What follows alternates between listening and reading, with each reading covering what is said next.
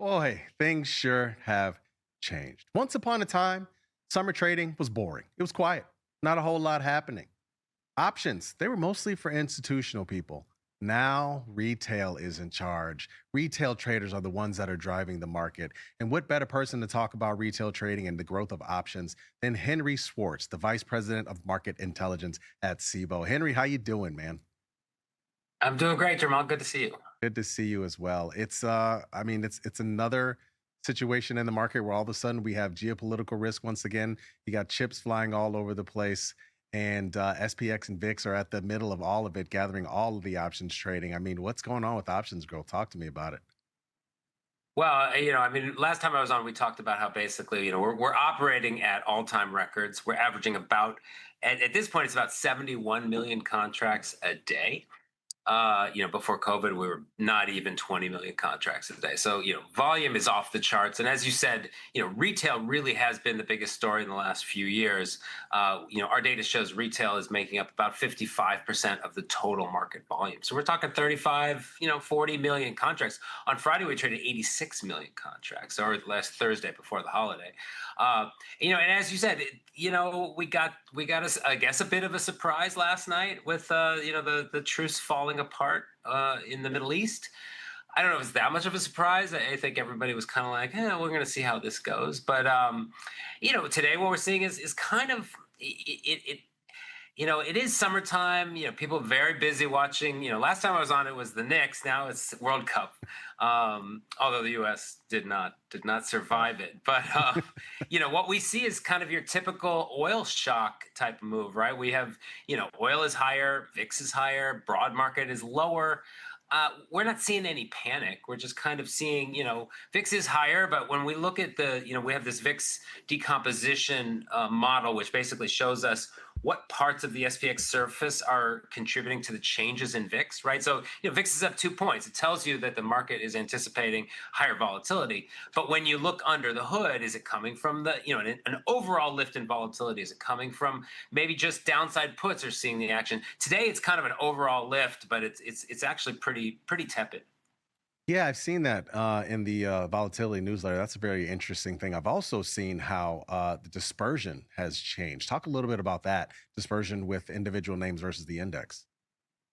Sure. Yeah, this really has been it's been the story of the year. However, it's been the story of multiple years. And dispersion is a strategy that a lot of big institutional kind of the pod shop hedge funds that you hear about use.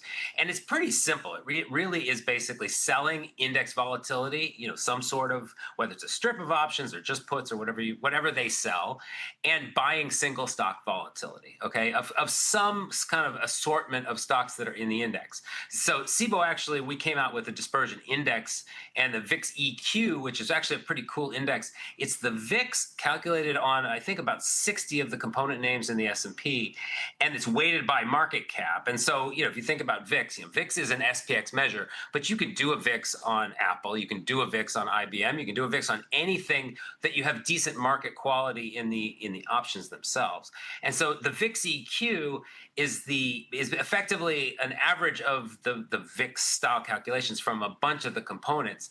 And in this dispersion trade, which has been profitable for like 5 or 6 years, the participants sell the index, they buy the single stocks. What you're looking for there is the single stocks to be kind of, when there's more dispersion, the movers up cancel out the movers lower. And so the index actually doesn't really move very much, but you see some of the things that we've seen. You don't have to think back very far to the days where Nvidia or Micron were shooting higher, but then there were also losers that were kind of canceling that out. So that's more dispersion. And as my colleague Mandy Zhu mentioned, that's been kind of riding at record levels, meaning the dispersion of stocks. You've got big winners and big losers. They more or less kind of cancel each other out at the index level. That has been a trend, and it's just continued. And even today, we see some sectors getting a hit, right? Technology and materials in particular, and then you see energy and you see cyclicals kind of, energy's up and cyclicals kind of doing okay. So that strategy, some people say it's kind of a crowded trade, and there's some nervousness about like what would happen if we get a really sharp disruption. But basically, the DSPX, which is the The VIX EQ, basically minus the VIX, gives you the DSPX, which is this dispersion index, is an interesting measure to watch, and it kind of tells you how that trade has been performing.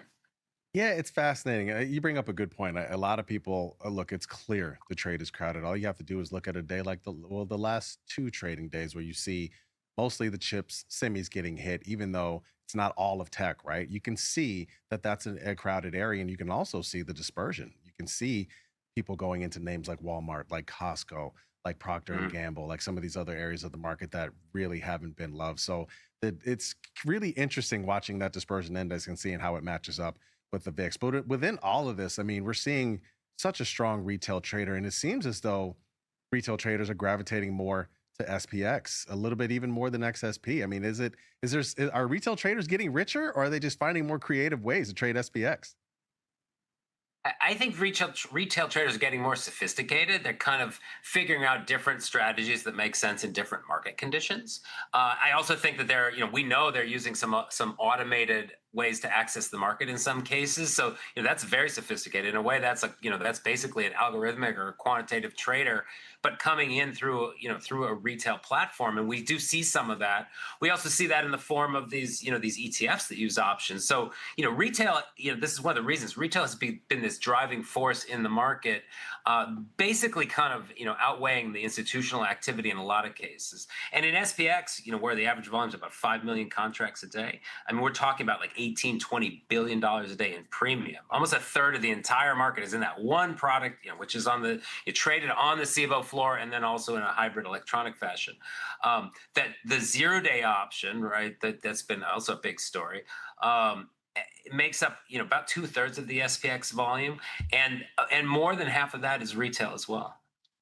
And you mentioned kind of loosely some of this stuff with related to market structure. People often talk about market structure only when something goes wrong. It's been going really well more recently. It's been this way for a few years now. Things have really changed a lot.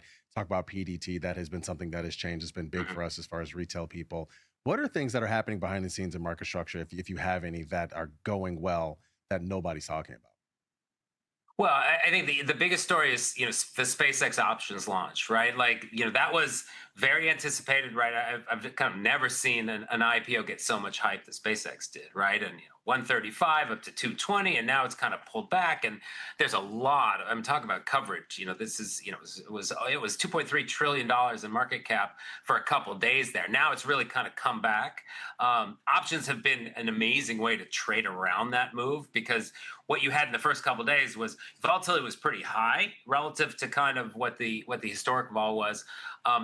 It also basically, there was a lot of premium in the upside calls. So for a hedger, for somebody looking to basically collar their stock, buy some puts and sell some calls, and not just get out of the stock, because in a lot of IPOs, there's a lot of kind of people don't really want to dump the IPO stock. In some cases, if you do that, you get a black mark at the broker where they cut you in on the IPO. So people really do try to hold the stock. But using options to hedge the stock were really amazing, because not only, yes, the stock came back down, but the fact that the prices that you were able to get in on a collar were very, very, favorable. In terms of market structure, so that was a launch. Started on all 18 exchanges on day one. We actually have exchanges number 20, 19, and 20 slated. I just talked to a couple executives. We're going to see exchange number 19, which will be the MEMX2 is going to start in Q3, and then there'll be the 20th exchange will be IEX in Q4. So, but the fact that we've got these incredibly, I mean, the first couple of days in SpaceX, it was trading over 2 million contracts a day. It's kind of come back to about 700,000 a day now. We had no halts, we had no issues.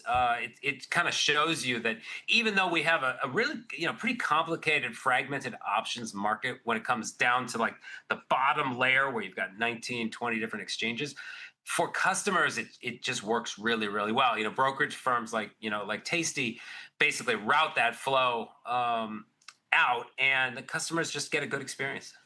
Yeah, I mean, it's a good point, man. I remember 15 years ago, Facebook IPO, that did not go well. It was a really, really rough one. So you're right. SpaceX, the way that they handled it, it was just amazing. And, last question here. We've got so many different products coming to the market these days. I mean, is there any that have like kind of exceeded your expectations, or anything you can think of, or is this kind of the way you saw things going? I mean, it just continues to evolve very quickly. I would say what's interesting is Cboe launched these XSP binary options. XSPBX is the index, and I've traded a few of these. And this is a really, it's not a brand new product, but it is a new way of interacting with the market. You basically say, okay, I think, and it's listed on XSP to be kind of accessible to the smaller retail accounts.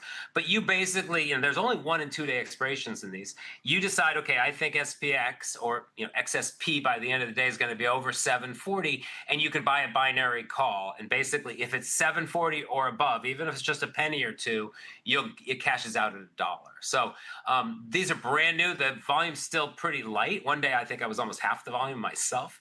But it's a new kind of category. We're borrowing, we're seeing what's going on in the prediction markets, the event contracts, and this whole space. We talked about this last time. It's kind of coalescing into a really interesting universe of risk assets and ways for people to express their opinions. So I'm just kind of excited to see what it all turns into. Yeah, I mean, you got those. You got prediction markets. I mean, it's just there's so many different ways, like you said, for people to express their opinions. But Henry, great to see you. Henry Schwartz, Vice President of Market Intelligence at Cboe Global Markets. You're watching Tasty Live. I'm Jamal Chandler. Please like and subscribe all content on Tasty Live.